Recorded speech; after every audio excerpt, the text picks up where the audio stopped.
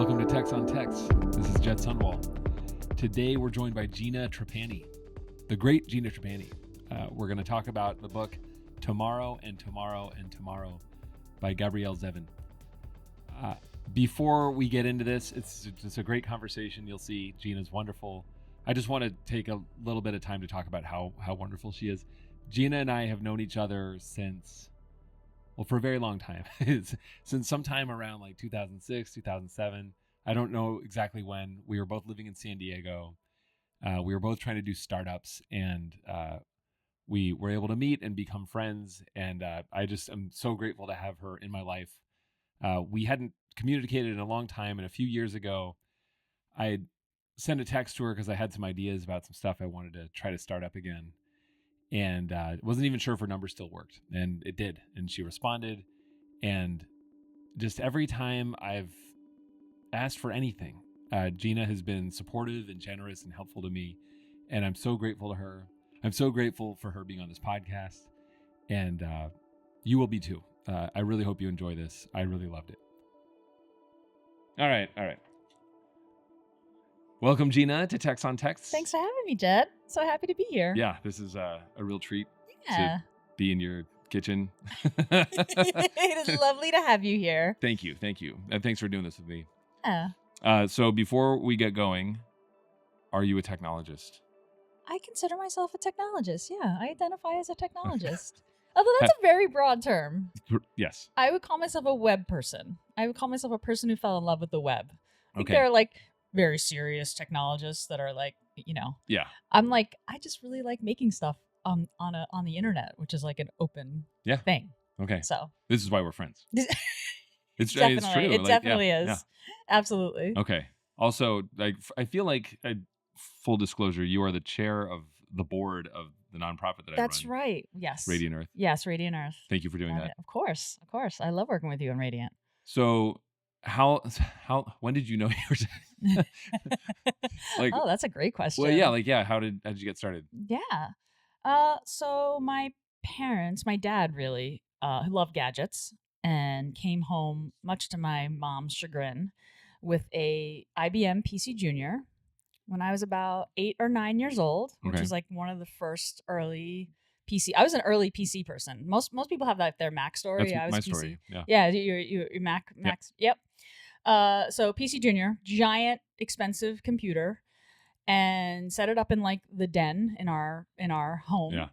And I fell in love with it. Absolutely fell in love with it, to the point where I would not leave the den. And I have this very vivid memory of being on the computer and playing around on it and hearing my parents in the hallway and my mom saying to my dad, she needs to go outside and play.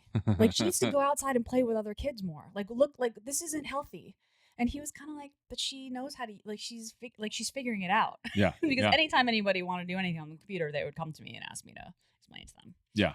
So I love that PC Junior because there was a point in the boot sequence that if you hit the escape key, it would like drop you into this game, into this like typing game. Oh, wow. Yeah, it was this amazing Easter egg that I don't know how I figured out. Maybe it was in the manual. Maybe that was like not a thing. Maybe it was in the manual. I read the manual. Yeah. And I apologize for the Brooklyn sirens love it. that are going by right now, which is not the tone I'm going for.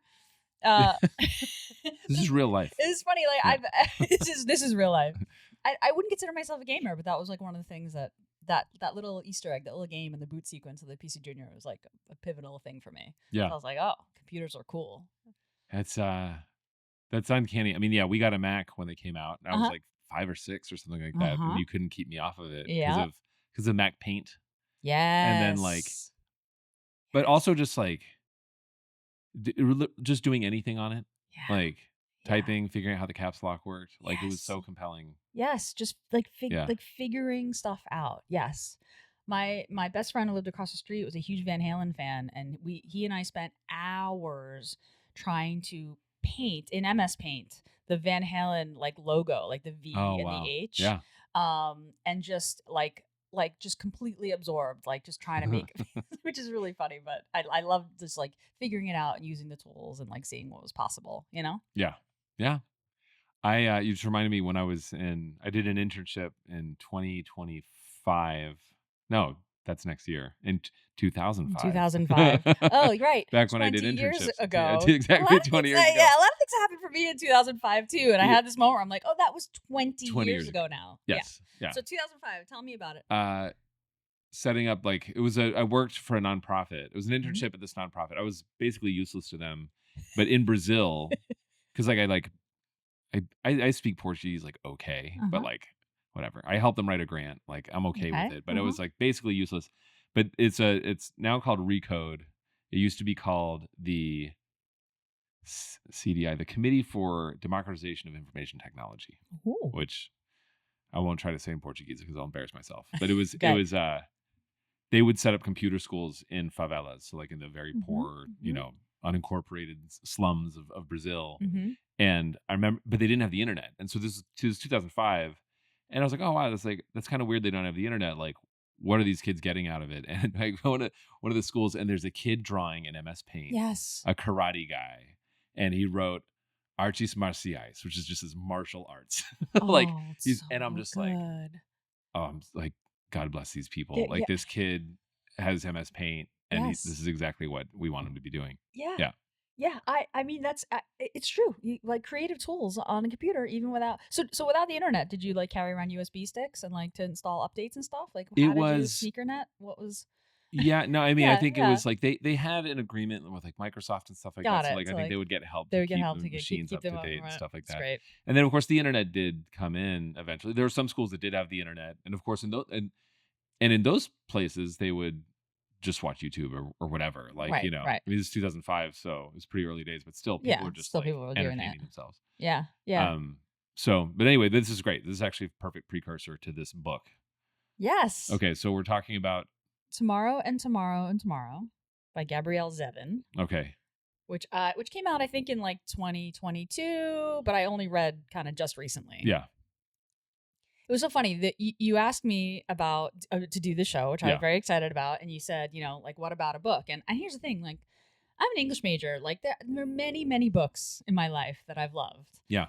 But I think for the past decade, almost maybe the past 8 years or so, I have been immersed in business and leadership and finance and kind of self-development books, which I will fully admit that I just love a good self-help book, and I just haven't read fiction for a really long time. So all the books that I had were pretty old, and also just spoke to a younger version of myself. Yeah. So my wife Tara had said to me a couple of years ago, because I had said to her, I haven't read fiction, and I was just at the end of the day so tired, just watch Netflix. She's like, you got to read this book tomorrow. I know you're gonna love it. You're gonna love it. And I was like, I will. And it became kind of a thing between us. She was like, are you ever gonna read this book? I borrowed it from the library a bunch of times, and it got on my app in Libby, which is an amazing app, and it got returned without me. So because I had a lot going on, and I just wasn't ready to sort of make that leap over. Anyway, I finally got around to reading it recently, and she was right. I did love it. She knows me very well. Yeah. And it really spoke to me. The main themes really spoke to me because it's just this, moment in my life where I'm thinking about play and creativity and the importance of friendships. And all of those things. So that's why I chose it. Yeah. And it's really a great book. Well, it's just the book that you read. This is kind of my joke. It's finally Gina read a book so I could have her on the podcast. It's the book that I read and the book that I loved, and I feel like it's just so relevant to the moment. Yeah.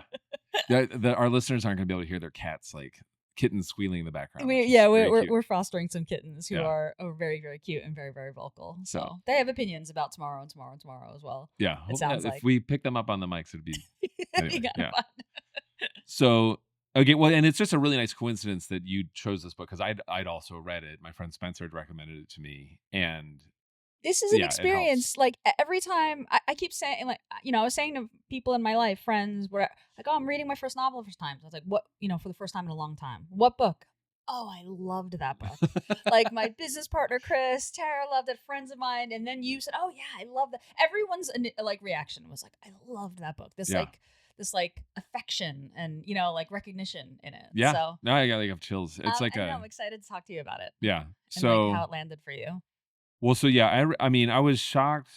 Well, this is the other interesting thing. I mean, we're about the same age, Yep. so like, it was very fun to read It's a our book about generation. us. Well, It was a book about us for yeah, sure. it's our generation. Also, Yes. like computer kids. You Yes. know, Yes. Who yeah, were born at a time when so many things were possible, but things weren't so far along that it felt like everybody was doing it. It felt yeah, like special and new in a particular way. yeah. No, you're like on the frontier of Yes, this on kind the of thing. frontier. That's Yeah, right. That's right. yeah. So Yes. that was. I remember. I mean, so yeah, I read this. Yeah, hold on.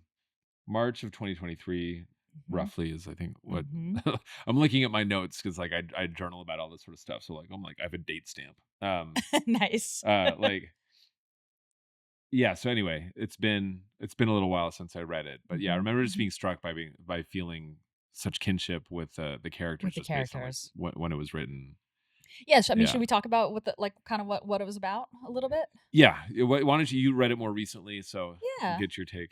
Yeah, so it's the story of two friends, Sam and Sadie, who become acquainted when they are kids, like 11 and 12 years old. Yeah. Sam is in the hospital. He's been in a car accident and he has multiple kind of surgeries. This is not a no spoiler show, right? Yeah, all spoilers. All His spoilers. mom It's an died or all spoiler. something, right? Yeah, his mom. Yeah. Yeah, Sam has like a tough life, Yeah. and so in the beginning he's in the hospital because right he suffered this terrible injury during this car accident. You don't learn until much later in the book actually that his mom has died in this accident as well, but he stopped speaking to Oh, okay. anyone Yeah. until Sadie kind of wanders into the waiting room where he's playing a video game. I think it's Mario. He's Okay. playing Mario Yeah. Brothers. Right, because she can't figure out how to get to the top of the flagpole. Because this is like before the internet, you know what I mean? Like, Yeah, yeah, yeah. and Or before so like Nintendo Power. before Nintendo, but right. So Yeah. he doesn't say anything. She sits next to him. They're 11 and 12, and she's basically like, "How did you get to the top of the flagpole?" And he's like, "Oh, like you have to run and then jump right at the last minute." Yeah. Which I don't even consider myself an avid gamer, but because I was of that generation, Yeah. I was like, "Of course."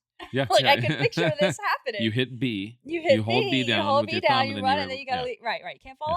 off. I've done that a couple Yeah. times before you jump. And this is like the beginning of their friendship. The hospital, the nurses are very excited because Sam hasn't spoken because he's gone through this terribly traumatic thing, which he does not actually speak to Sadie about. They game Yeah. together. They pass the controller back and forth. They teach each other about games, and it turns into this lifelong friendship and creative collaboration between these two people who are very different and very have their own individual stories, traumas, resentments, joys, etc., but who Yeah. also like activate one another Yeah. in a particular way. Yeah. And I loved that this this like creative collaboration that they had was just so beautifully illustrated, I think, and there was so much. The book says so much about just creativity in general and the Right. process, but particularly the collaboration between them because they were both artists and very creative on their own. But the things that they created, and in the over time they start to make games together. Some of them get to be huge hits, Yeah. which changes their lives, in a lot of different ways. But they're able to bring things out of one another that they wouldn't get to on their own. Yeah. And that's a magical thing. Have Yeah. you had creative partners kind of in your life or in your career that like magic would happen when you Yeah. riffed with one another? Yeah. I mean, I'll shout him out. Joe Flasher Uh-huh. is a guy that I worked with at AWS who's Uh-huh. just like Uh-huh. everyone agrees he's the best, Yep. but Yep. like it was a really really perfect partnership for a long Yeah. time. We were able to get a lot done together, and it's had a huge impact. And so Mhm. yeah, but it's hard to find. Very hard to Yeah. find. Very, very rare. Yeah. Those people that when you work with them afterwards, you feel like a more, or even while you work with them, you just like become a more expanded Yeah. person who's Yeah. capable of more. That's a magical thing. Yeah. I've been lucky enough to have a couple of those kinds of working relationships, and it really is.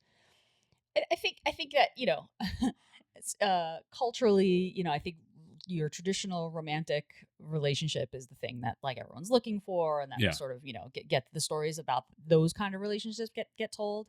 That's what I loved about this book, is that it was a different, it was a friendship. But it's funny that there's a point where Sam says like, we're friends, but that's not, and his inner dialogue is like, monologue is like, that word isn't enough actually for what we are. That word is way too broad. There should be many more words for friends. Yeah.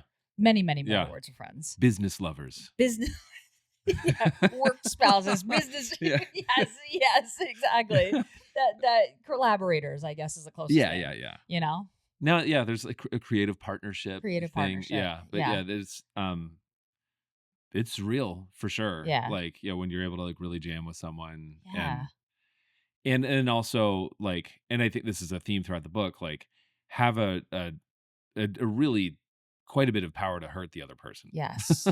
Which is unfortunate. I mean, this book, because it's a book, I mean, it's a bit more dramatic and stuff. I've never had a situation that's blown up like that, but of course, this has been well documented in a lot of cases, that these relationships can be very, very painful. That's right. There's a quote earlier in the book, and I'm going to paraphrase it because I don't remember the wording exactly, but Sam says that, playing with someone, and he's talking about people who play games, but like playing with someone is one of the most vulnerable and intimate things you can do with someone. It's the human equivalent of like a dog rolling on its back and showing its belly. Yeah. And I love that quote, because I think that collaborating with someone is the same, And Sam and Sadie are playing with one another, although it's work, and they do hurt one another. Yeah. And they do turn away from one another, and they do, have resentments about who's getting credit and who's the face of the thing, and who should be doing what. But they are like playing with one another, and there's something, and there's beautiful things that come out of that. Yeah. No, they definitely love each other. Yeah. Yeah. They do and love one another. They express it differently. Well, and I feel like the book, you tell me if I'm wrong about this, because I might just be misremembering, but like it handles privilege in this very interesting and like nuanced ways. Mm-hmm.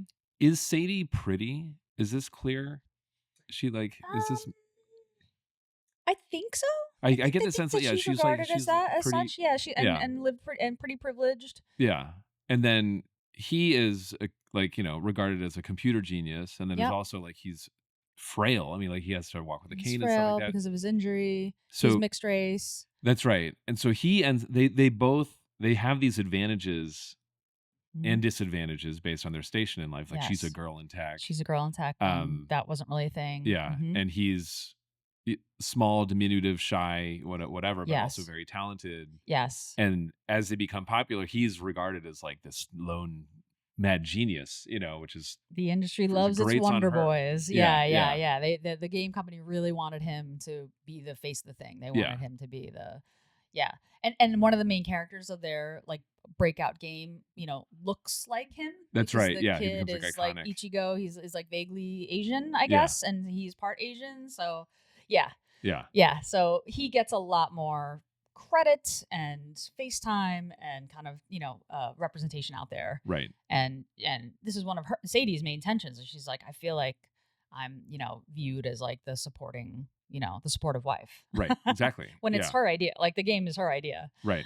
That's right. Even though she doesn't like doing promotion. Like she doesn't want to do the interviews. She doesn't want to be out.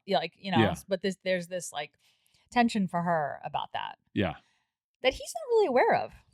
Like he's not really because he doesn't seem to want it either. He doesn't seem to want it either, but he's just like, this is a thing like that I have to do. Yeah.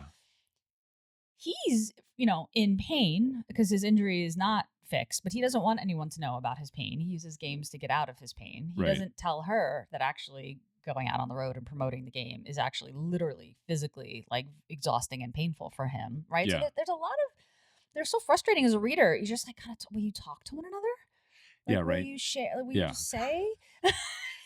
Did you ever watch Lost? The show Lost? Yes, a long time ago. So I'm not gonna remember the details. well, I don't remember many of the details either. My daughter Kate started watching it, Mm. and like I don't know how far she got, but she's like, I'm like, what's going on? She starts naming people's names. Like I have no idea. Yeah, no, I don't no, you're remember. talking about.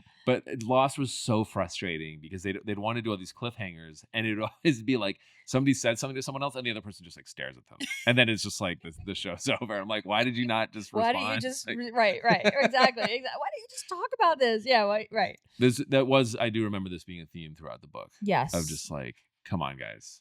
But Yes. I don't know. Yeah. I mean, I think they're each kind of struggling with their own, their own individuality, Yeah, as well as being part of this, this partnership together. yeah, yeah, and credit is an interesting thing. It's now that I remember it. So remember, when we met, we were both doing startups, Mhm. and I was doing it as part of this consulting firm that I worked for, Mhm. and yeah, that didn't end well. Like it was very clear that like it wasn't gonna go anywhere good, and Mhm. or like the business was not taking off, Right. and we couldn't come to an agreement at the end, and it was very Mhm. hard for it to not become feel like a Like personal a thing, thing, like a personal thing. Yeah. Yep. Yeah. Um, and I had a good friend who's a lawyer. It's sort of like just pro bono, give me advice. He's like, look, negotiation is just two people coming to something they can agree on, that they're okay with. Yes. And he's just like, just think of it that way. Just get to the point where you can, both agree on something rather than like that.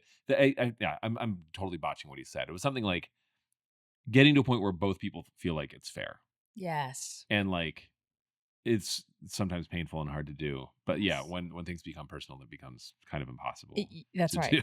No, that's right. Yeah, That's right. Um, yeah, it's so true. The I loved the as Sadie and Sam get into business, this tension between the art and the business part. yeah, yeah, you know and at one point, Sam's idea of what a successful game is one that is very popular and sells very well, and Sadie's idea of a successful game is one that is like true to her vision and says and does, the critically acclaimed, but maybe not, popular. And yeah, that's I think that's a tension that every really artist deals with. And then there's just the business of running the business, like you said, and like that gets hard. They have Marks, which is the yeah. other There's character, such a dagger. which is Why do they have to do this in the story? But oh yes, my so Marx gosh, dies. Marx gets killed. Marks. Yeah, yeah. So- I listened to the audio version of this book, and okay. so the reader is this woman, this woman Jennifer Kim. So she reads the entire thing, but the section about Marks is called NPC, which is non-playing character. Yeah. Because at one point Sam, as an insult, calls Marks a non-playing character, an Yeah. NPC. Because Marks is a producer, and he loves playing games, right? But he is the guy that like runs out and gets them lunch and makes sure that all the whiteboard markers are working and that the network cable is run, and then when they get an office that like the floors are done and that everybody has a desk, and he's the one that like Yeah. makes sure that everybody has what they need in order to do their work, and he loves it, and he's also just like a true fan of their work. He's just like the best guy. He's like, he's the best guy. Yeah. He's the best guy. And so of course they kill him off. Well, I want to talk about the because there are major losses, right? There's Sam's mother is a huge loss. Mark's is a huge loss. Yeah. At the end, Sam's so like there's grief and loss, and Yeah. the author treats that really well. But there's also just this like the running of the business. When Mark's dies, Sam and Sadie, well, Sam really is like no one's watering the plants. Yeah. Like, oh, like I gotta fix that, bullet hole in the wall. Like he Yeah. realizes all the things, all Yeah. the things that come. Oh, the NPC was doing. All Right. the NPC was doing. Yeah. Right. And it's also interesting, like generationally to watch Sam and Sadie sort of get further along in their career and get older, and they start hiring, young folks who are like lit up with ideas for games, and they start to feel old even though they're in their like 30s, Yeah. and they start Yeah. thinking more about the business of the business, which is a parallel, I think, of a lot of my career. Yeah. And I'm Same. sure, Yeah. I mean, as I'm sure you too, right? As you get into leadership positions and you start to see, so the younger generation who like didn't exist at a time when there wasn't an internet, like that was I was like, oh, right. You Yeah. never didn't have the web. Got it. Okay. Or an iPhone, in your pocket or whatever it is. Yeah. So I really love that part of it. But, to get to the piece about losing someone, there's this author just explained in this, just lovely way about how when you know someone, you create. I think she calls it an AI generated persona I have in it your pulled up. mind. Do you? I do. I'll yeah, read it. yeah, Yeah, yeah. this Please is read this it. is one of the Oh, I love two this. notes I took from the book. Mhm. She had once read in a book about consciousness that over the years the human brain makes an AI version of your loved ones. Sorry. The brain collects data, and within your brain you host a virtual version of that person. Upon this person's death, your brain still believes the virtual person exists because, in a sense, the person still does. After a while, though, the memory fades, and each year you are left with an increasingly diminished version of the AI you had made when the person was alive. Ooh, Yeah. man, that one that got me. It got me. And and in the story, you there are examples of characters saying like, I talked to Anna, or I talked to Marks, or I asked Marks, what should I do, and he said you should get a party planner, and like he's dead, he's Yeah, gone, yeah, right? yeah. But you're having that conversation with that person in your head because you know them so well, Yeah. right? And kind of what they say. It is kind of like an LLM. It is. It's like I have a chat bot that I can run. I can That's run. like, Yeah, like what would my, for me, that's about my dad, right? Like what would my dad say? Like I have a pretty good guess. Yeah. But man, that one got me, and it was so interesting to see, Sam, who had really shunned all of the operational parts of running the business, and didn't have Marks anymore, and didn't really have Sadie anymore because she was, in grief about his loss. That Sam took coaching from Marks in his head about what he needed to do in order to get everybody back to work and ship their next game on the due date, and just get on with life. Yeah. Because he would have wanted that, and it was so beautifully done. Yeah. Yeah. No, it's yeah. Good job. Ooh. What's her name again? Gabrielle Zevin. Yeah, good job, She really did. She nailed that part. I mean, this is one thing I'm fascinated by is how, so now we can all talk about LLMs and AI models and stuff like that. And so we just keep doing this all the time. It's like we invent computers and like we're like, oh, the brain is like a computer, and then it's like we create an LLM and we're like, oh yeah, like someone's personality is kind of like a large language model. And like it is kind of a lot like that. Yes. Yeah. But also that's really limiting too, right? That's the thing about LLMs, right? Like yes, you can, get access to the information, or information derived from the data that it has, but like, do you know what it would, but can it innovate? Like, can it do something completely new? Right. No, right? No. And a human does. Yeah, yeah. And that's like the real difference. Yeah. No, for sure. But it's what's interesting to me is just how like now it's so immediately like grasp this concept. Yes. Right. Right. Exactly. That the way that she described it, I was like, oh yeah. Yeah. Mm-hmm. No, and it's also, to me, it's very useful. Yeah. Like it's a useful metaphor. Mm-hmm. Because it feels accurate in a lot of ways. We have this weird, squishy storage media in our brains somehow. Yeah, faulty storage wise. Anyway, at least mine is. For sure, and it degrades, in these weird ways. And it changes memories. Yeah, absolutely. Yeah, that's a whole other thing that we do. Yeah. Yeah, and so, but yeah, I mean, I've the same thing with like my dad. Thinking like, I carry him through this world, right? Mm-hmm. And so, when I like miss him or like I feel bad that like he can't be around to see something, I'm like, he's seeing it, sort of. I mean, through me, like through you. I'm very much him in a lot of ways. Yeah. And so, but yeah, it's just this facsimile. Mm-hmm. It's just it's a JPEG compression. It's like really bad compression that I've got going on of like lossy. What my dad, very lossy, very lossy. Yeah. And tailored to something that I would want. Mm-hmm. So actually, I have another note here. I'll bring up this. This is from what is a programmer? Emily asked. I don't know who Emily is. I forgot who this person was in the book. Emily is Sadie's avatar in a game called Pioneers, which Sam made for her. He baited her into a game because she wouldn't talk to him. Yeah. Yeah. So Sam could not tell Sadie that he loved her and was unable to express his feelings for her, but he had very deep feelings for her. And there's a point where she, is distances herself from everyone, but especially him. And he builds this game, this world called Pioneers, because he feels that she will come to it, and he feels that he could meet her there, and that they could talk, even if she didn't know that it was him. Okay. So he baits her. I mean, it's pretty intense. Yeah. So that's Emily is her avatar. Okay. In Pioneers. All right. So what is a programmer? Emily asks. A programmer is a diviner of possible outcomes and a seer of unseen worlds. So presumably that's Sam saying that to her. That's and right. So, it's the other it's Sam as the other character. Mm-hmm. So this going back to your origin story, tinkering, like baby Gina. Like, do you remember the first thing you created? Do you feel like you made something?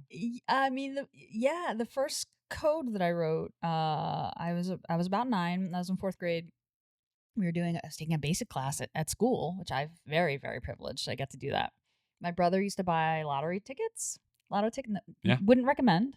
He's my older brother, and he used to pick lottery tickets. And we would talk about what numbers he was going to choose. And I wrote like a simple basic program that chose like a series of random numbers, like within a range, for him to to put into his to fill out his tickets or whatever. Yeah, that was the first thing. God, I can picture it like 10, 20. I love basic. I love loops. Yeah. I remember the first time I caught an endless loop, printing stuff on I loved it. And the idea that, the more commands that I learned, the more would be possible in an ever expanding number of permutations. Just absolutely, I loved it. Yeah.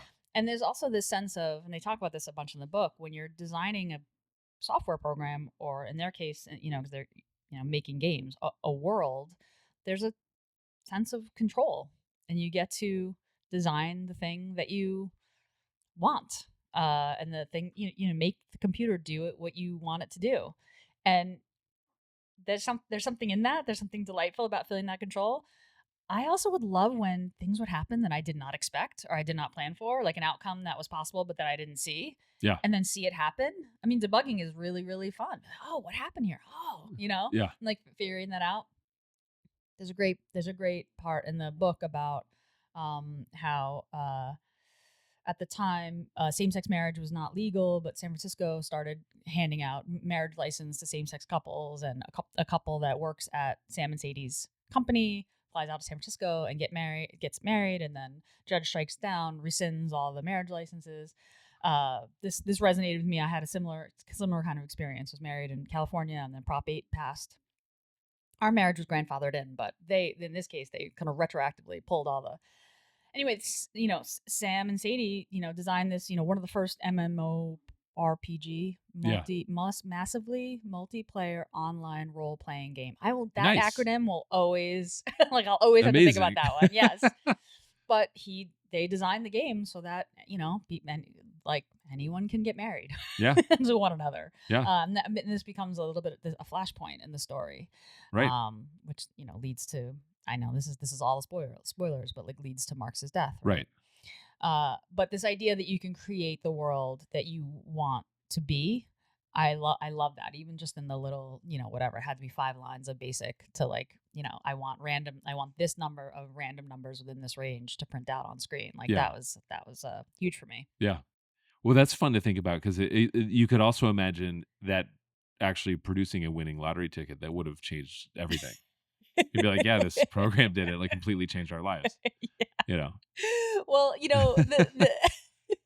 I mean, I think our generation, right, of technologists, right, who came of age during a time that everything was new, and like a lot of us did win a lot.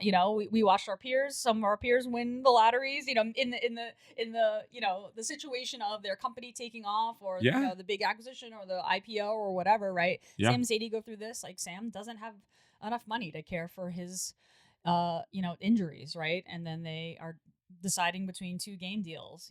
One is with a company they don't love, but it's a lot more money and a lot more sure money, and one is with a company they really resonate with, but it's less of a sure thing. And Sam pressures Sadie into the money deal. Yeah. Because he needs money, because he's in pain. Yeah. Which is a really interesting part of the book too. So this idea of like, and then they become very successful and just wrestling with that. Yeah. So I thought that was really well done.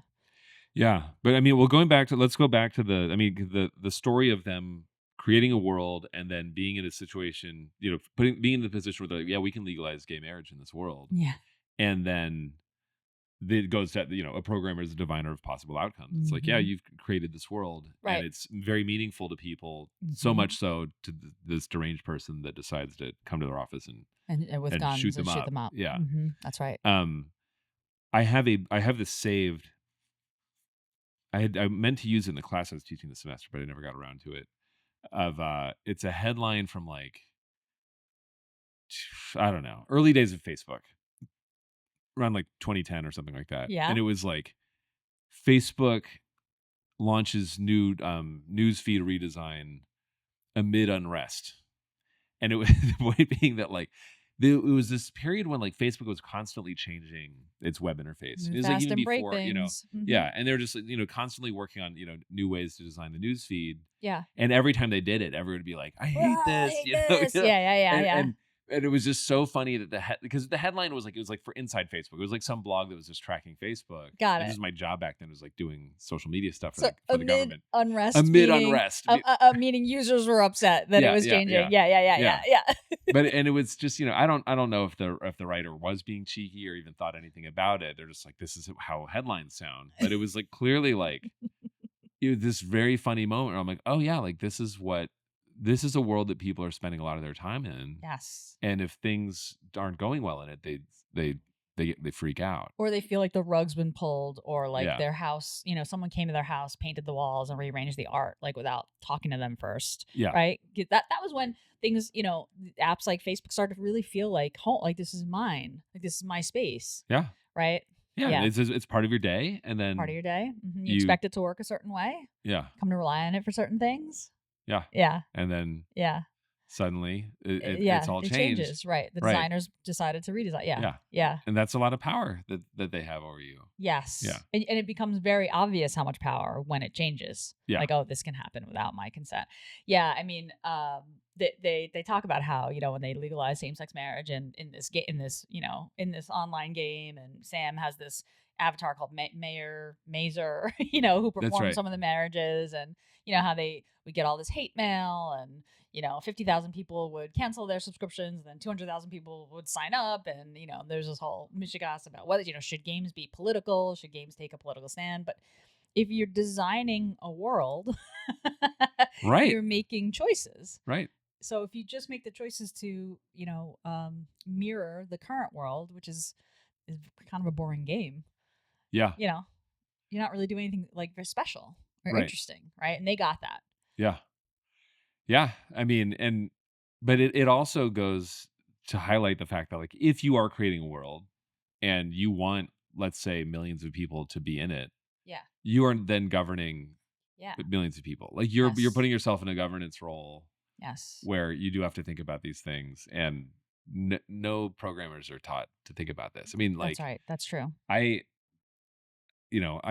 teaching at a foreign affairs school, and a big part of my mission being there is like, hey, like the internet is very important, like for geopolitics, right? But most people who teach and come up through academia and are sort of training people who want to be, I don't know the right term for this. There's statesmen and stateswomen, I guess. Is it? It's all about political science and notions of nation states and governments being the way that people, governments, as we call them, or other institutions being the things that sort of dictate how our lives are. Right. And I'm like, hey, also FYI, like there's all the humans connecting on the internet. Yeah. And I mean, increasingly, like continually sucked into the internet. That's and like, it has so much meaning for them.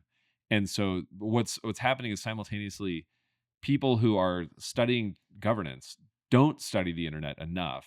And the people who are building the internet don't not a chance. Certainly think about. Very rarely are they thinking about geopolitics or political science or anything like that. There's this great part early in the book. Sadie is a student at MIT. She's taking a game design class, and workshop, and you have to design a game. So she's a student. She's never made a game before, but she makes a game called Solution. Do you remember this? Oh yeah, Yeah. So she makes a game called Solution. She's only got a few weeks. It's a student game, but the idea is that you bring your game to the workshop. The students in the workshop play the game, and then critique the game. And you see here that Sadie is not afraid to be both personal and provocative, because she makes a game that is inspired by her grandmother, and and the idea behind Solution is that you're working in a, tell me if I get this right, you're working in a factory, yeah, and you are producing weapons, and you have a choice. You can get information about what you're making and what you're making it for, and if you get more information, you score lower. Or you can not get any information and produce a lot and win the game. But the twist of the game is that you're producing weapons for Nazis, right? So if you get no information and just do your work, you learn in the end, like, congratulations, like you are you are a Nazi. And if you get more information, you know what you're doing, and you stall, and you lose the game, right? Right. And it's a great scene in the book, because you're like, oh shoot, like I was like, oh shoot. Yeah. And she upsets some people, and she nearly gets kicked out of school. She gets a talking to from the teacher, and this other student is pretty upset. But what was my point? I was saying, so it's funny, years later, she's actually teaching that game workshop as an adult. And she says, I learned something there, which is you never call the gamer a Nazi, right? Like I think that was her, she realized, I think, the responsibility of being a storyteller, and like how important and profound, and like what a huge privilege that is, right? This is why, they talked about Sadie being a really talented programmer. She made a game engine. That the author doesn't spend a lot of time talking about code, except for how long it takes. They talk about themselves as game designers, versus developers. There's this recurring thing that happens where people refer to Unfair Games, their company, as a tech company, and that really ruffles Sam. He's like, no, we're a game company. Like, they really view themselves as storytellers and world builders, and not people who spend 18 hours a day writing code, which is, for stretches of it, are that, So I think more programmers, self-identified programmers can and should think about themselves more as world builders and storytellers, and people who are creating ways to do things that will dictate how the world, the actual IRL world, works. Yeah. Oh, that's just, you're really helping me make the case for this podcast existing, right? Like, because that is sort of like, like that's right. Like, there's the functional job of being a programmer and be able to like write code and meet requirements or whatever. Yep. But there's also the whole, like, what are we doing? What are we doing and it's here? Like, let's be honest Why? about it. Yeah. What are we doing? Yeah. What does this mean? Yeah. Have you seen Zone of Interest? No. Or heard of this movie? No. What is this? It's a Holocaust movie. Since we're talking about Nazis, we can let's do it. Yeah. It came out last year. I watched it on a plane. And it's things like I love the director, the guy who made it. It's Jonathan Glazer.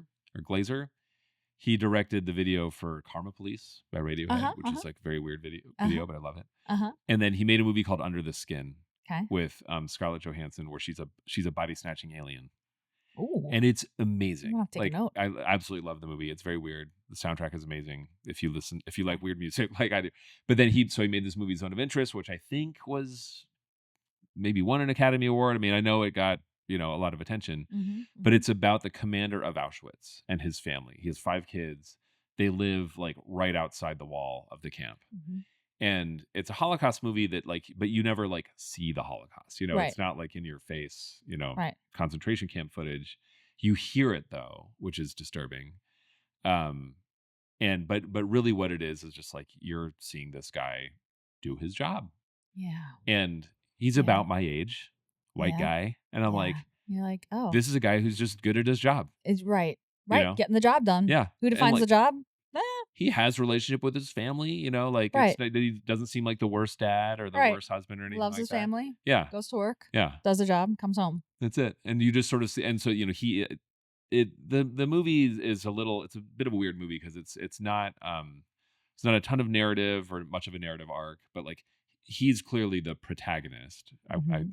think. I mean, the movie's mostly about him, Mhm. and so I get to watch it as the viewer identifying with the protagonist, which is usually what happens. And Yep. so I can't help but be like, this is a guy who's doing his job, which is, I think, the point of the story. Is Mhm. like, Mhm. just like with Solution, you're like, Mhm.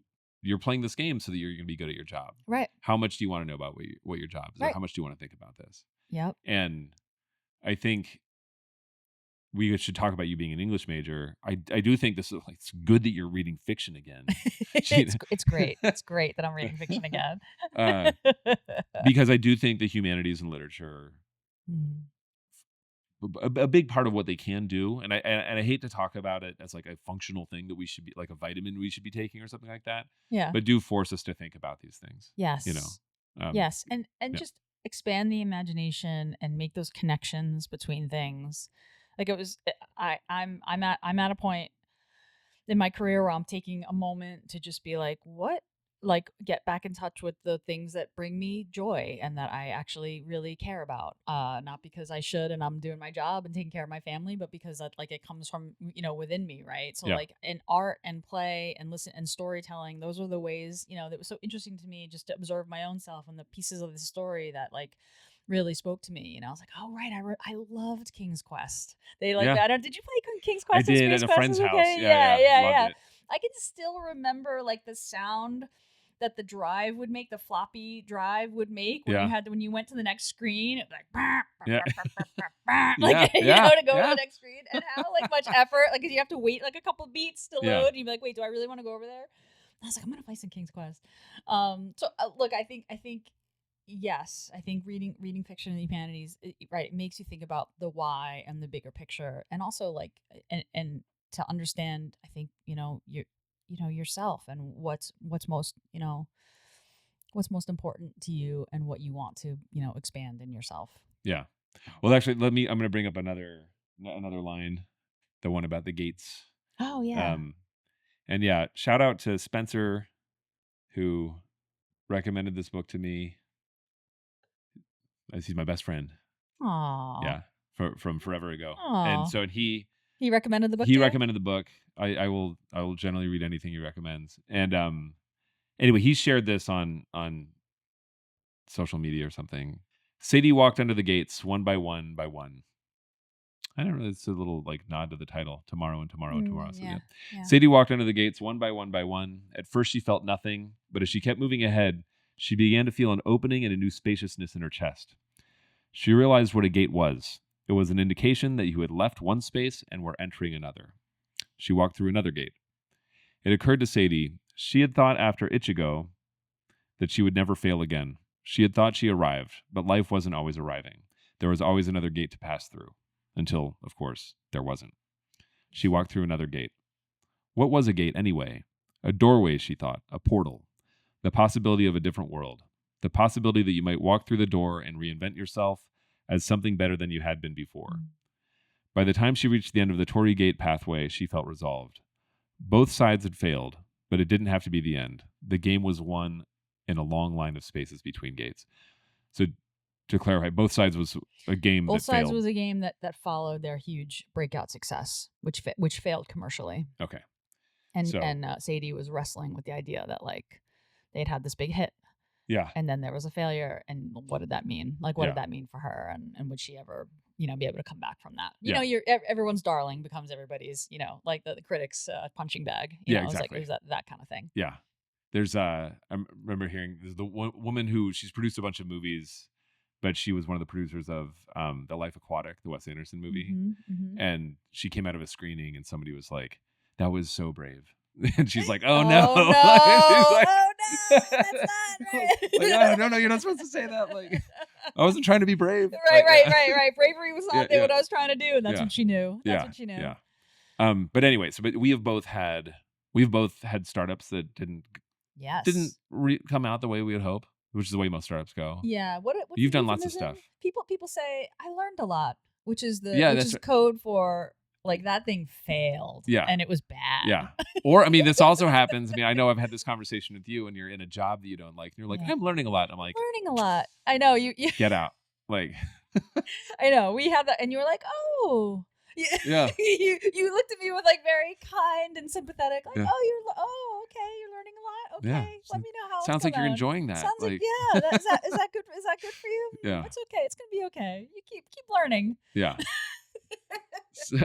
So So we both had situations yeah. that didn't go so well. But your careers from, I don't know all of it, but Yeah. you created Life Hacker, and that's a Mhm. thing that became a thing and It's a was thing that became a acquired and thing. stuff. And Mhm. then Think Up Was what s- company w- that started? with it, Started. and then was that right after? I mean, whatever but you've done lots of stuff. Yes, it was fairly soon after. Yeah. A year or so after. Okay. Mhm. The point is, you've been walking through gates for a while. I've been walking through gates for a You're while. doing that now. Yes. Yeah, and I had like a big success like early in my career. Life Hacker is still I'm still people are like, "Oh, are you like Life Hacker Gina?" It's like so interesting. Yeah. And then, Think Up was critically acclaimed, if not So brave. popular enough to support itself as a company. So brave. It was so Yeah. brave. and then my last company, Postlight. So yeah, I've walked through several gates. Some of them have been better than the others. I mean, this is the thing. The title of this book, Tomorrow and Tomorrow and Tomorrow, is a reference to Macbeth. And for them, for Marks and Sadie and Sam, it's about this idea in gaming where like you die video game death, and then if you want to keep playing, like you restart at the last save point and like you try again. Yeah. Right. And the scene that Sadie's walking through these gates in Kyoto is kind of like that. Like I passed through a gate. Like it's like, it's like the levels of a game. Yeah. And now I get to, restart and reinvent myself. And she also kind of reckons with like, am I gonna make both sides was my heart and it didn't succeed, but it was my heart. So like, was that success? Yeah. Um, and it was also an inflection point for she and Sam, where they had separated their work, and he did one side and she did the other, and they did them very separately, and then brought them together, and that had effects on how the game came out. So yeah, that gate scene is so beautiful, and yeah, and I happen to be coming through a gate too myself. I'm just left my last role in big tech, and I don't really know what's next. I'm kind of it's a beautiful thing to be at a reset point. Yeah. Because all the possibilities are open. There's this great scene in this book where Sam has like stolen a whiteboard from MIT and like rolled it across campus and brought it up to his apartment. Yeah. Which I absolutely loved. Yeah. And he has it in the apartment that they're sharing. They're trying to come up with ideas for their first game. And Sadie's stressed because it's been a while and like they don't have an idea, and like this is like distressing to her because she's feeling the clock ticking. She has to go back to school. Yeah. In the fall.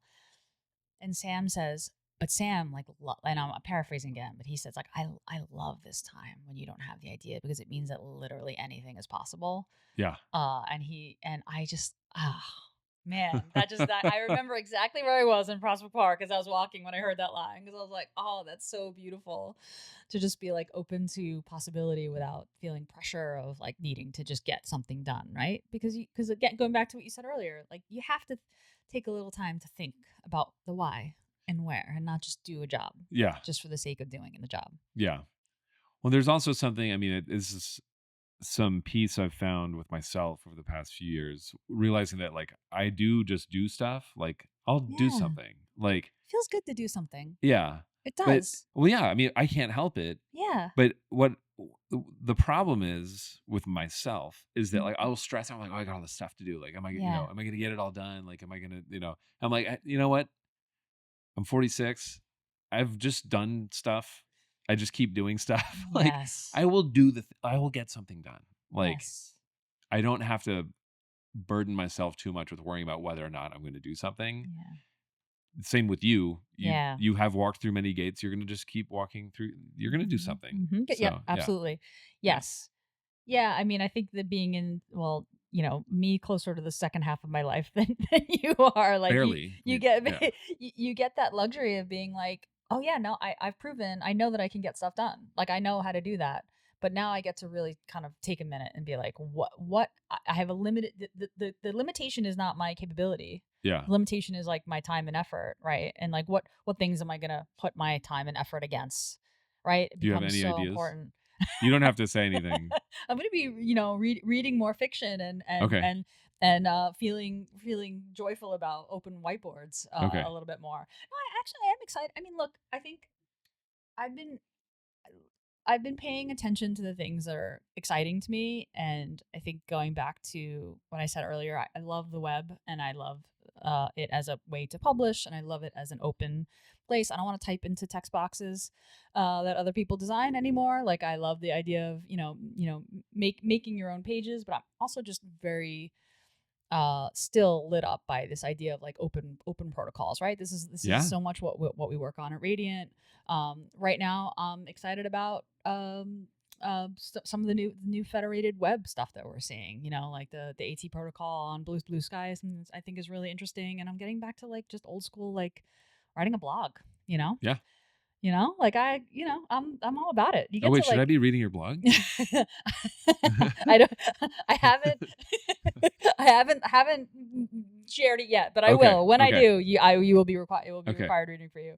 I'm also just getting back to this like feeling kind of relaxed enough to share online, which is something that I think you pull away from, especially as you get older and you got kids and privacy and Yeah. all that stuff, right? Well, and you're a boss too, so And like you're a boss, yeah. your guard goes up. You got clients, you got teams. You don't sharing is not the first, Yeah. the first thing.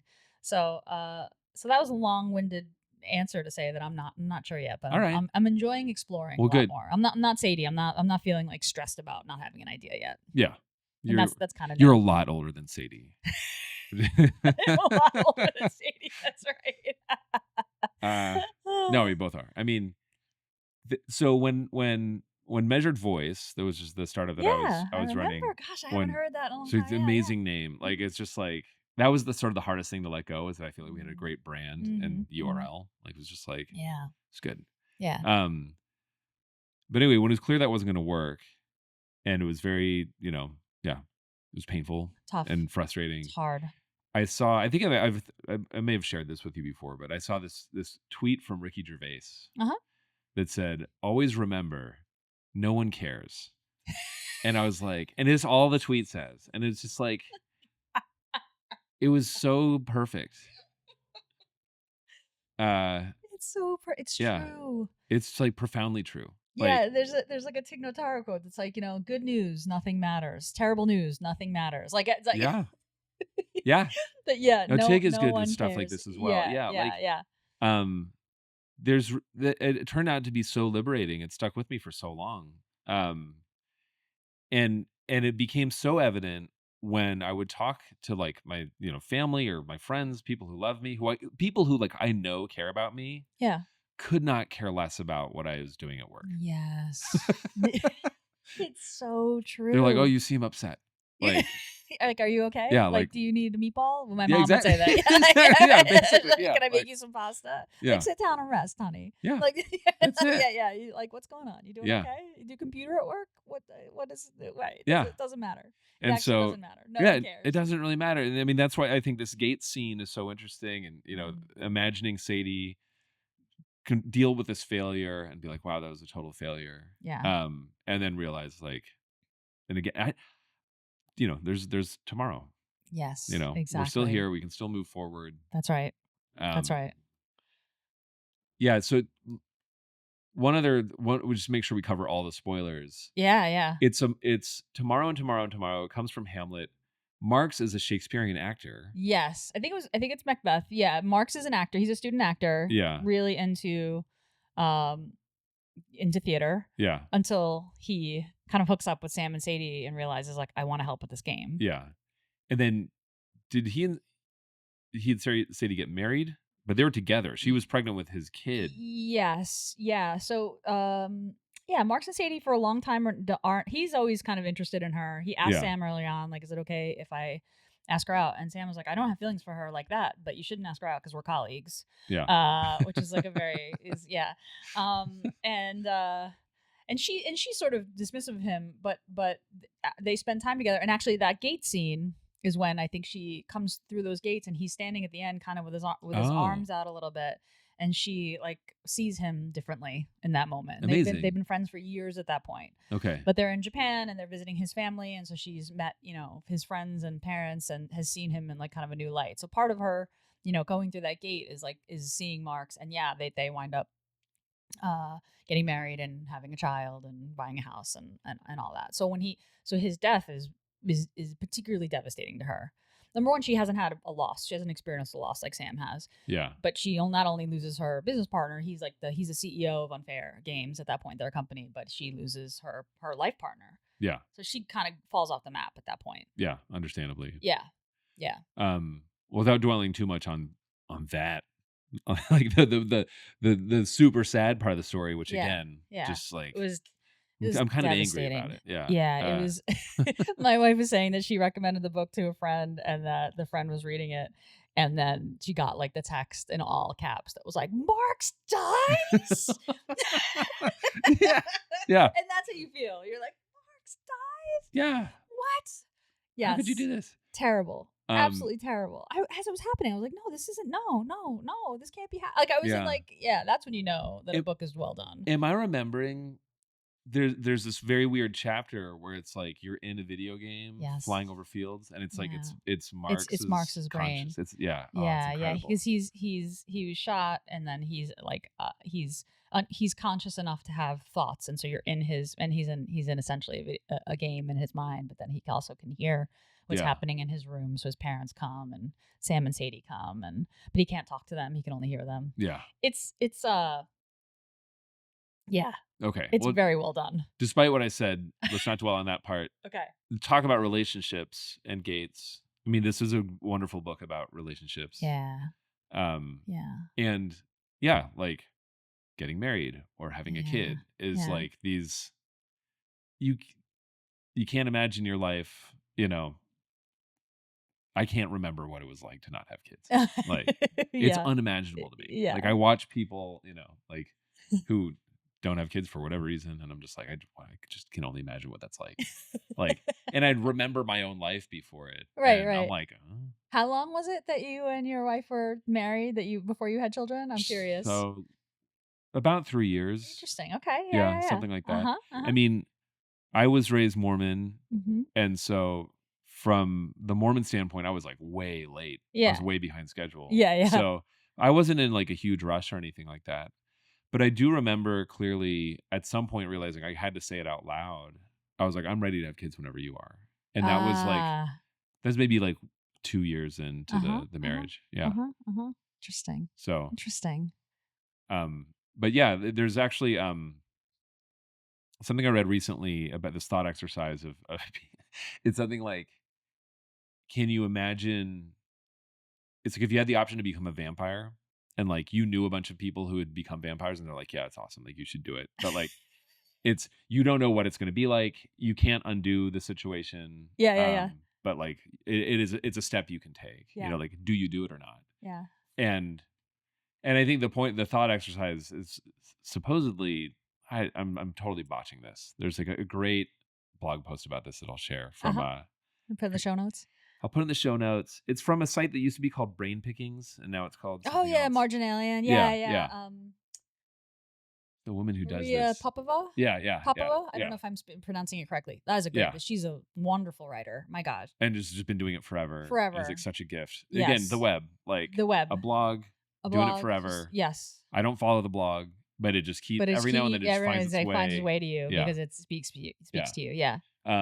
But anyway, I'm totally botching it. But the idea being that like you have to, on occasion in your life, walk through a gate that like it is going to change you forever. Like this can happen in your life. Yes. And that happens through relationships. That happens through creating things. Yes. Anyway, absolutely. I'll stop.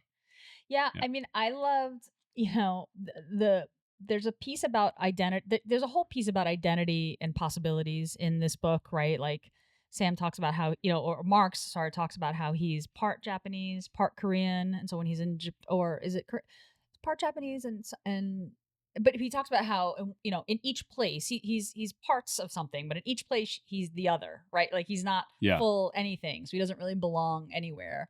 And he's kind of just part of the world.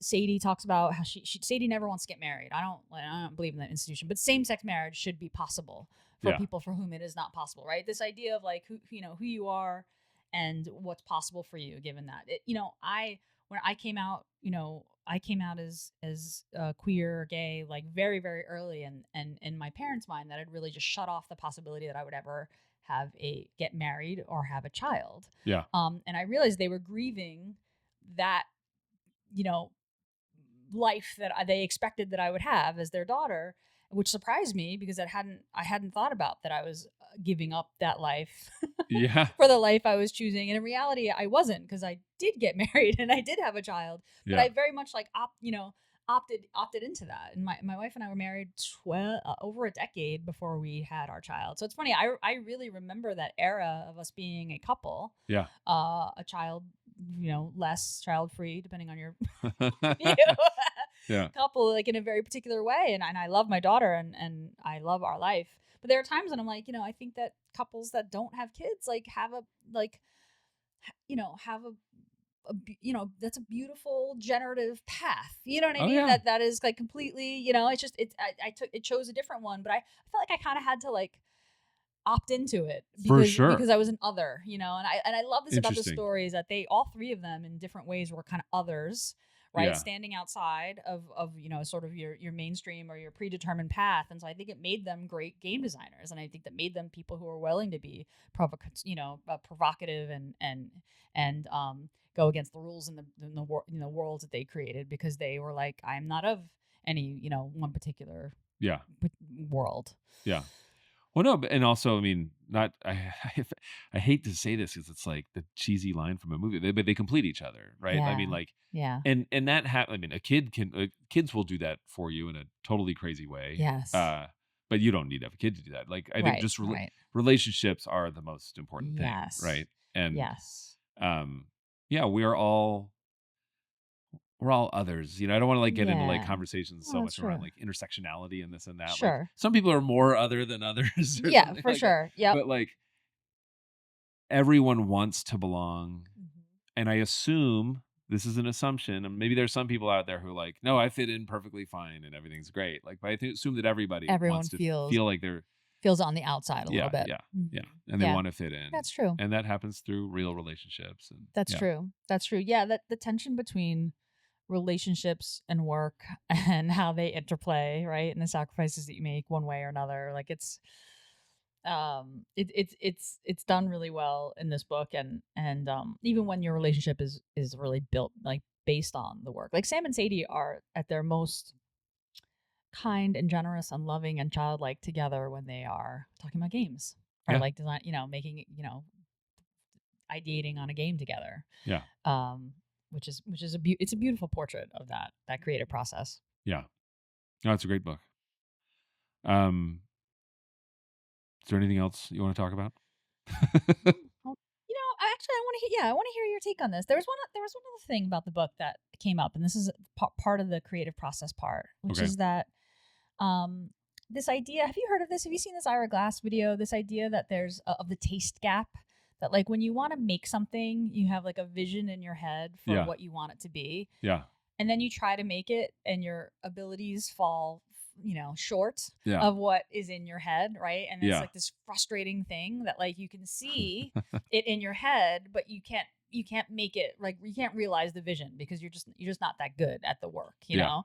And this comes up like a few times in this book, and I love it. Sadie is like very frustrated. She needs like she can't make the game that she wants. She needs, she has to decide, like, do I use a game engine that someone else has created? So I'm going to be sort of not bound to the choices that they made. Should I make my own game engine? Which she does actually in the end. She winds up making her own engine for her company.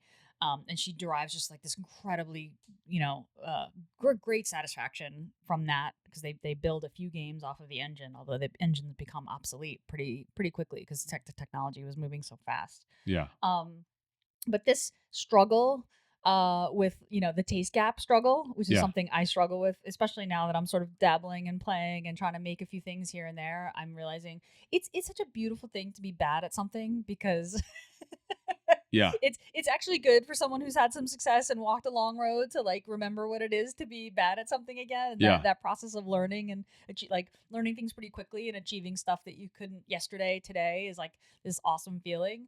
But it also can be really demoralizing Yeah. and just feel like, oh, this is insurmountable. Maybe this isn't for me. Because like the only answer really is to just keep trying. Yeah. And to put out stuff that is a disappointment to you, but that gestures toward the vision. Yeah. And that's a tough thing. That's a vulnerable thing. It's a tough thing. I don't know. Had you? Do you remember this part? Do you remember this part of the book? And have you heard of the taste gap? I know that I know the Ira Glass thing. We should put it in the show notes. Yeah. I have a very early memory of this in like my own experience of being like 5 or 6 or something like that, and I would draw in my books, like with like a marker or I don't know, whatever. Yeah. And I remember thinking to myself, like, Jed, don't do it. Like, you're always gonna ruin the book and it's gonna look really crappy. Like, I knew, like, and then I would draw anyway. And I'm like, oh, this is terrible. Like my handwriting's terrible. Yeah, right, like, right, yeah, like, yeah. And but like I knew it was gonna happen, and I couldn't stop myself from doing it, which is very funny. Yeah. Yeah. And but yes, 100%. I mean, like, I think as the chair of our board, like. I imagine you are frustrated with me as I'm frustrated with myself that like I keep building all of our own websites. Like I should not be doing this. But so it goes, and like, but I have very strong opinions about like the web. Yeah. I love that about you. And what how I want, the website should be. Yeah, how it should be. I have like super strong opinions about like. But your capability matches your like you make them happen, or at least that is my perception. I'm making them happen, but and it's bare bones, but like that's a choice. It is absolutely a choice. Yeah, it's like I hate websites that are overwrought. Yes, and especially, I have this term that I use a lot called show ponies. In my world, especially the tech for good world. It always kind of bothers me when I'm like, oh man, that's some sort of charity that spent insane amounts of money to make their website 50,000 at least. Yeah, exactly. And I'm like, 100,000. I don't want to do that. You don't want the like images flying in and that pop up and right. And so, but yeah, it's taken me a long time to get to the point where like I feel very confident in what I'm able to do. Yeah. And even then, I still don't feel great about it. It takes forever, but I think confidence has a lot to do with it though, is to understand, like, for me, it's been figuring out like what I'm capable of doing and what's good enough for what I'm trying to do. Right. One, let me think, there's just like where my head is going. There's another thing that like I'm always on the lookout for in the business world is cargo cult stuff. If you're familiar with the term cargo cult? No, what's cargo cult? So cargo cults, and people can maybe correct me if they want, but like my understanding is that the notion came about after World War II. This is an anthropological thing. And so all the caveats, I might not know what I'm talking about, but like during World War II, U.S. like forces, Air Force or whatever, they set up like refueling stations and restocking stations on all these like Pacific islands. So we could fly out to Japan and fight and stuff. The Pacific Theater. And then the war ends and they just disappear. Like, soldiers fly home. But while they were there were people that live on these islands. And like the troops would give them like chocolate and beer and other stuff. Right. And so apparently people came back later to visit these islands and found like thatched, like airplanes made out of thatch or like hangars made out of thatch. Like, they'd try to recreate the artifacts that had existed before. They're like, hey, the idea being that like there was an airplane here before. Maybe if we make another airplane here, like we'll have beer. The chocolate and beer will show up. Yeah, something like that. This is the idea. Whether this is like historically true or not, I'm not sure. I'm pretty sure it is. Okay. But the idea is that a problem with this taste gap is that we're mimetic creatures, and so we'll be like, hey, that's a successful person or a successful business, and they have a newsletter, and they're on Twitter, and they have a podcast and a YouTube channel, and it's like, I'm going to do that. If I have those things, then I'll be a successful. And I will also be a successful person. Oh, that's so true. Yes, yeah.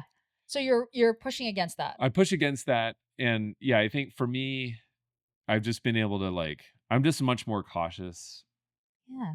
and also comfortable with the fact I'm like, no, like I know what needs to be done in terms of like having a website and or a blog and or a newsletter, but like to go very incrementally and understand like what am I trying to do and why, Yes. Why? and Right. then making the decisions based on that rather than being like, how do I do what these other people How are do I doing? do it? Like right. Right. If you put our website next to these other ones, it should look like that. That's the worst. You don't Yeah, want that. You no, don't want that because you just look like somebody else's. yeah. So, but I think it comes with maturity though to know like Yes. how much is enough and like what's actually necessary. And like you're making a choice at like there's in your choices around minimalism and about presenting information a certain way, like those there's a there's a great scene in the book when Sadie shares solution as an adult with her class. Do you remember? I don't know if you I don't remember this remember. part. Yeah. And it's black and white, and one of the students says, were all the games in the 90s black and white? Yeah. And she's like, no, we had color. And the student was like, no, that's not what I was asking. Were there a lot of games that were choosing to be black and white? Like that the student was asking, like, Yeah. were you essentially mimicking like the other? Interesting. And Yeah. Sadie said, no, but I realized like something I learned early on is that when you're dealing with short deadlines and short resources, if you actually make some choices to choose limitations, they're not like constraints actually create bring you more. Constraints are a good thing. Yeah. That they make less work and they're specific choice, and they make it so that you can actually ship essentially. Yeah. She was like, I made a choice to go black and white, not because other people were doing it and not because it was a technical limitation, but because it was a limitation I wanted to put here to concentrate on the things that matter, the why I'm doing this, So Yeah. and I love that. I love that that framing of it. But the thing about having enough time, this is, and you said this, that it takes time.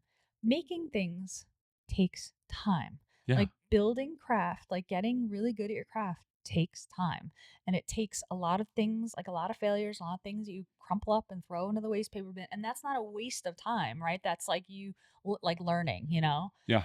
I think, especially in our industry, like we're always constantly, running against a deadline because the capitalism machine goes burr, But Yeah. if you want to get really good at something and you want to make something, it is just going to take time. Yeah. Like that's just what it is. Yeah. The point is to enjoy the hell out of yourself like during that time.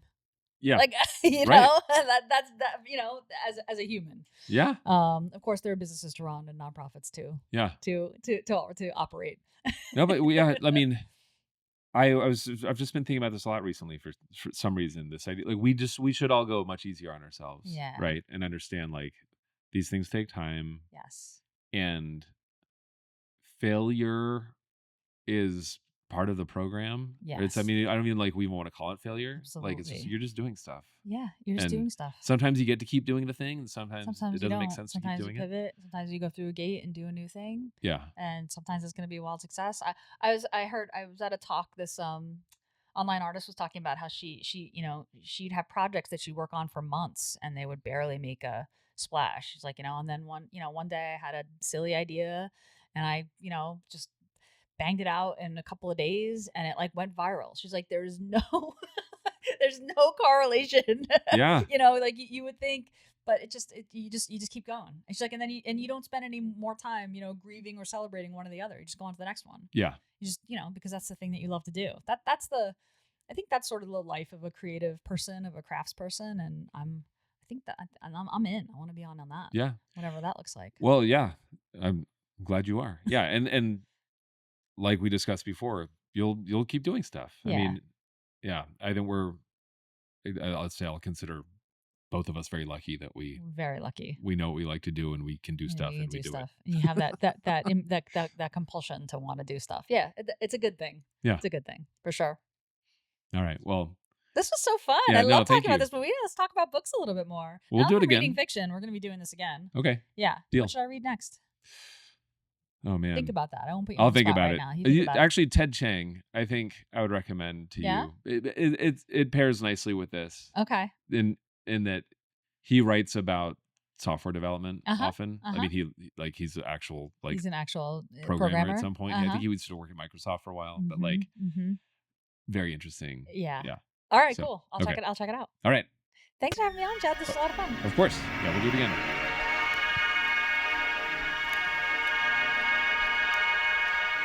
All right. I hope you enjoyed that. It was great for me to have that conversation. We did that, I think, in November of last year. So it's been a while since we did it. And then working on this episode and re-listening to it is just so helpful to me, to be reminded of the importance of friendship and the rare opportunity that we have as humans to collaborate with one another and to create worlds together and to create our own world with each other. It's such a beautiful thing.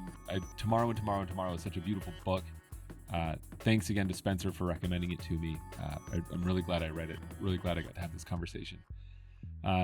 As always, our intro music is by Secret School. By the way, Secret School just released a new album called Enough. I highly recommend you check it out. I'll put it in the show notes. This outro music is called 3/10 of the Population by We. And I don't have another episode lined up, so I don't know what's going to be next, but we're going to get something done by the end of February. And it'll be good for sure. As always, if you like this, send me a note, tell your friends, recommend it to a friend. And if you know of anybody who wants to give me a grant or intern for me or hire an intern for me or give me money to pay an intern to help with production and stuff like that, I would love it. Just putting that out there. But I'll just keep doing this regardless until that happens. So see you next month. Bye.